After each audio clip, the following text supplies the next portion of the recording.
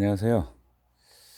이번 시간에는 좀 색다른 주제를 가지고 이야기 하려고 합니다. 혹시 그 일액 현상이라는 이야기를 들어보셨는지 모르겠습니다.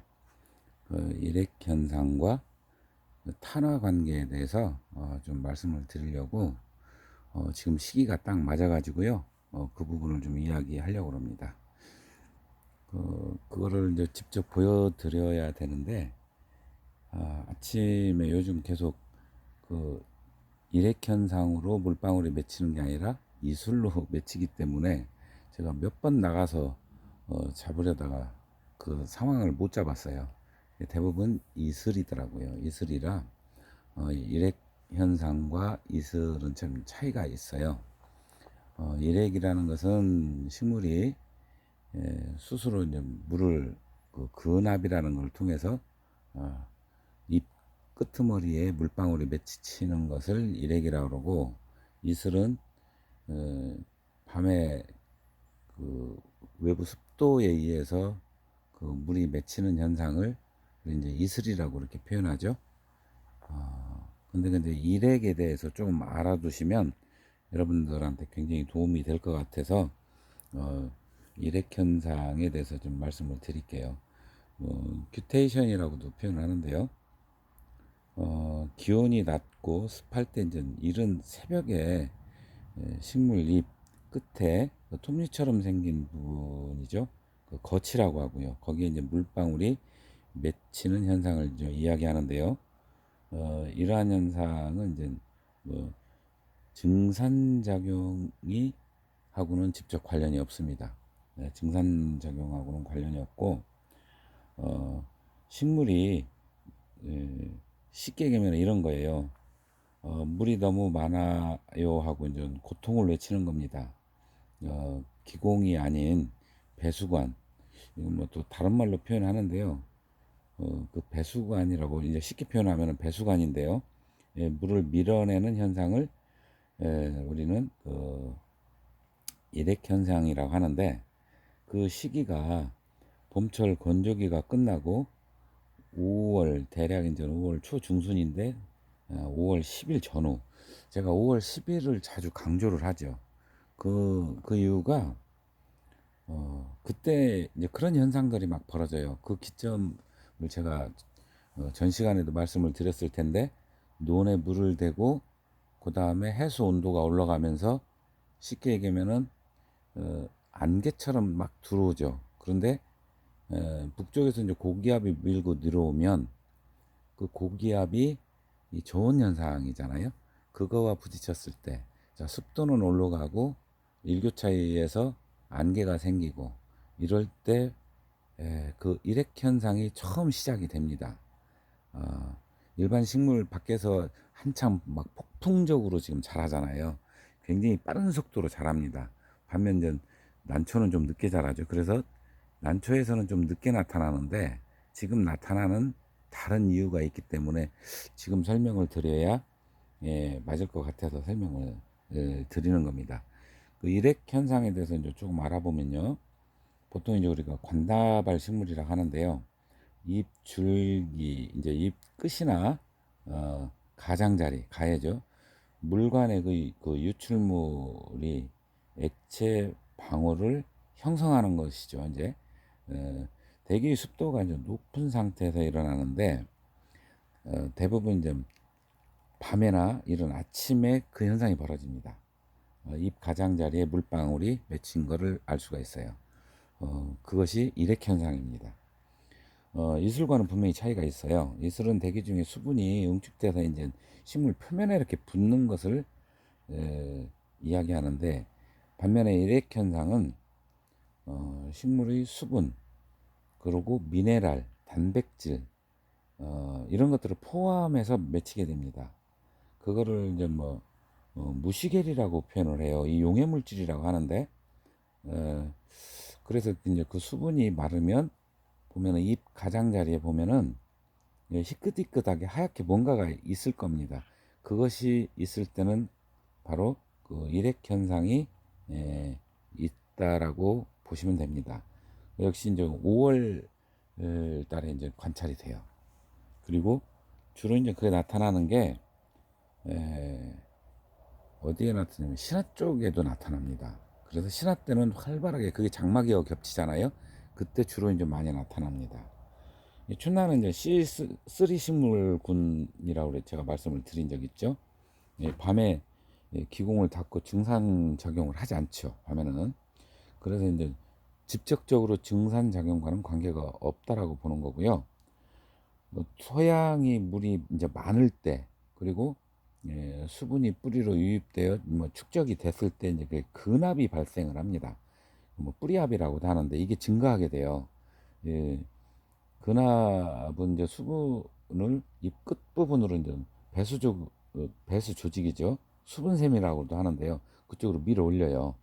그러면 물방울이 그때 맺히게 됩니다. 그 주로 이제 춘나는 이제 신화 쪽에 많이 나타나는 걸 알 수 있어요. 우리가 이제 요때쯤 되면 양쪽을 열죠. 지금 보시면 앞에 안 열었어요. 제가 이렇게 안 열었는데 바로 요 기점에서 양쪽을 열어야 됩니다. 이제 통풍하고 관련이 생기는 거예요. 이제 그전에는 건조하기 때문에 제가 어, 한쪽 문만 열으라고 그랬죠. 그래야 습도도 높아지고 찬바람도 직접 닿지 않아서 냉해를 막을 수 있고 이런 말씀을 꾸준히 제가 드렸었습니다.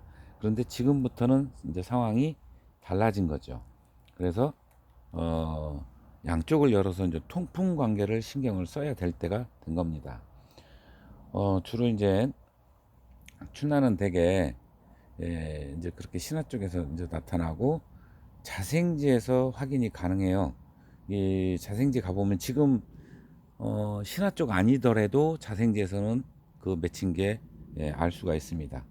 난실에서는 잘 안 나타납니다. 건조하기 때문에 아직도 습도가 그리 높지 않기 때문에 그런 현상이 나타나지를 않는데 간혹 나타날 때가 있습니다. 양쪽 열은 경우는 나타나기도 합니다. 이게 문제는 이런 현상이 지속이 되면 성장에 방해가 되기 때문에 반드시 통풍이라는 걸 해야 된다는 겁니다. 그래서 이제 이때부터는 양쪽을 개폐를 하고요. 그리고 선풍기 정도도 이제 지나치게 습도가 높다, 안개가 많이 들어온다. 그러면은 선풍기도 틀어도 됩니다. 그런데요, 요 시기에 희한하게 건조했다 습했다가 반복이 됩니다. 건조했다 습했다. 그래서 무한 열어놓기도 그렇고, 그리고 조금 늦추는 건 큰 지장이 없습니다. 그러나 계속해서 습도가 높아지고 뭐 일액 현상들이 보인다라고 보면은 개방도 하시고 그리고 선풍기나 이렇게 틀어서 그러니까 인공적으로 바람을 불어서 낮추는 그 방법이 있습니다. 그렇게 하시면 그거를 좀 막을 수 있고요. 문제는 또 한 가지 있어요. 이 일액 현상이 뿌리 성장에도 방해를 한다고 그래요. 어, 뿌리에 이렇게 마디가 생겼거나 탄화가 오는 것이 바로 그 이 일액 현상과 관련이 있습니다. 그것 중에도 뿌리 안쪽에서 탄화가 오는 게 있고요. 표피 안쪽이요. 그 다음에 밖에 쪽에서 오는 게 있습니다. 밖에 쪽에서 이제 탄화가 오는 것은 우리가 이제 그걸 뭐라고 그러냐면 뿌리 외부에서 뿌리 안쪽으로 진행이 됐다는 것을 이야기하는데요. 어, 대부분 이제 춘나는 야간에 영양분을 가져가지 않죠. 그러면 이 원인은 뭐냐면 저녁에 비료를 줬을 때 발생을 합니다. 저녁에 무기질 비료를 줬을 때 그 영양이 있는데 그거를 우리가 과영양이라고 하는데요. 그래서 제가 아침에 주라고 그러죠. 아침 일찍 주는 것이 이 탄화 현상을 막을 수도 있고요.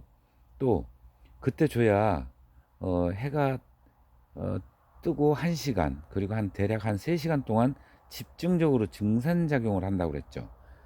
그때 영양을 공급해주는 적기가 뭐냐면 바로 해 뜨기 전후가 가장 좋습니다.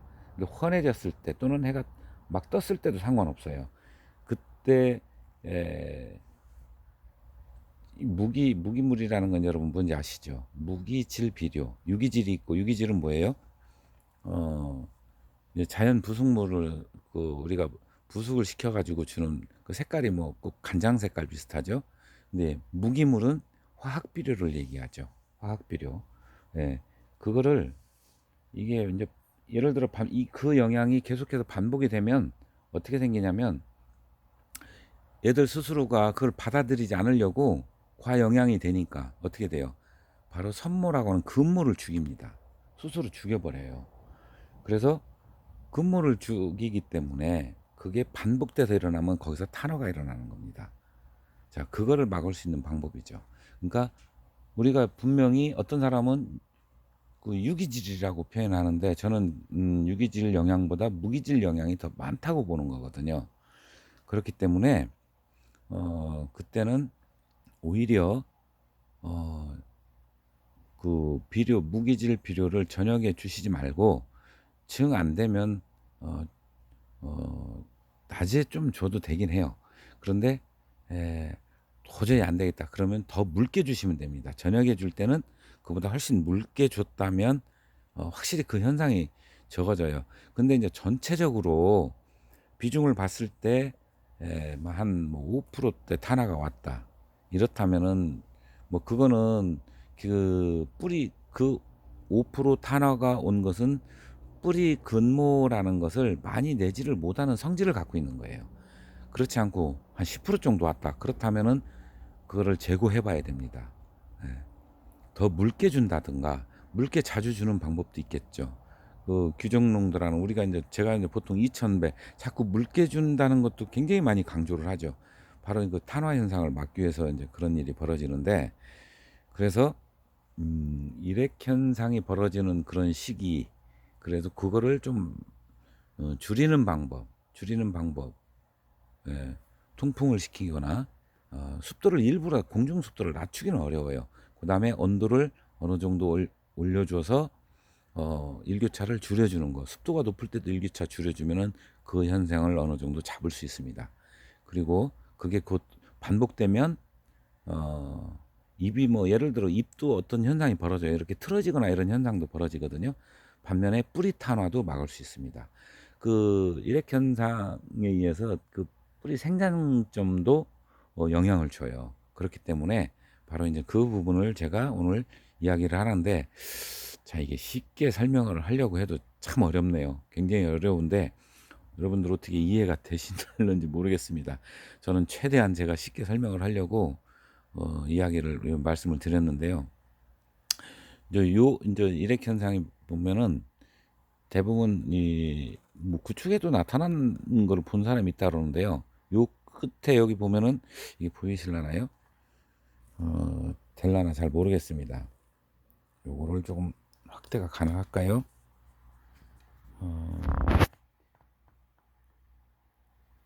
좀 확대를 해보면 여기 부분에 희끗희끗 묻어 있는 부분이 있죠. 이게 바로 그 현상에 의해서 벌어진 거고요. 전년도에 이제 벌어진 거죠. 네, 그런 현상입니다. 물을 많이 주는 시기가 제가 오히려 건조할 때라고 그랬잖아요. 분무도 해주고 그런데 습도가 높아지면 물 주는 시기를 살짝 벌려도 됩니다. 예, 그런 걸 막는 방법이 여러 가지가 있겠죠. 어쨌든 일액 현상이 어떤 역할을 하고 그거를 그로 인해서 영향을 주는 것을 막기 위해서는 여러분 생각해 보시면 이해가 되실 겁니다.